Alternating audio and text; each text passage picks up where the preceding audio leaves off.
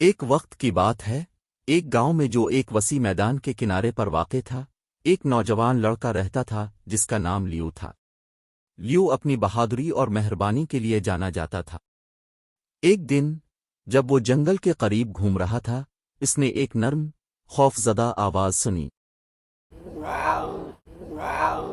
لیو نے فکر مند ہو کر کہا، یہ کیا ہو سکتا ہے؟ وہ آواز کی طرف بڑھا اور ایک ننھے شیر کے بچے کو کچھ بیلوں میں الجھا ہوا پایا۔ مدد! میں پھنس گیا ہوں، شیر کے بچے نے کراہتے ہوئے کہا۔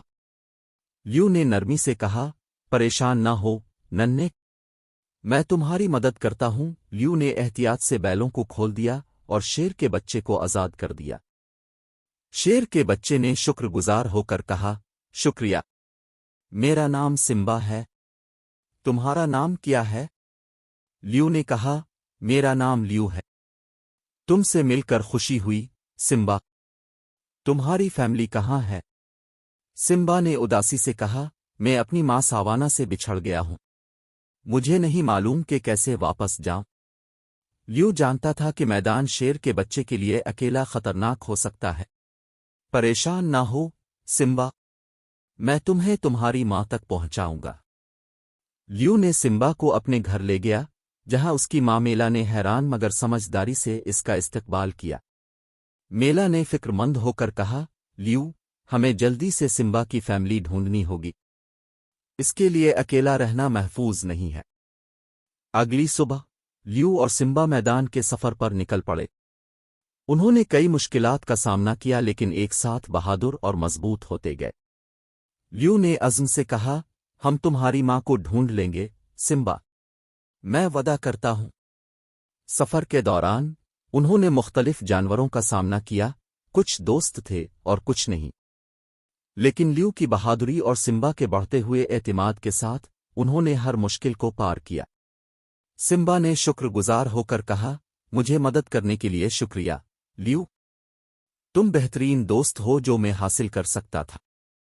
آخر کار ایک لمبے سفر کے بعد انہوں نے ایک جانی پہچانی دیور سنی۔ سمبا نے پرجوش ہو کر کہا، یہ میری ماں ہے ساوانا۔ انہوں نے آواز کی پیروی کی اور ساوانا کو پایا، جو اپنے بچے کو دیکھ کر بہت خوش ہوئی۔ ساوانا نے سکون سے کہا، سمبا، میں تمہارے بارے میں بہت فکر مند تھی۔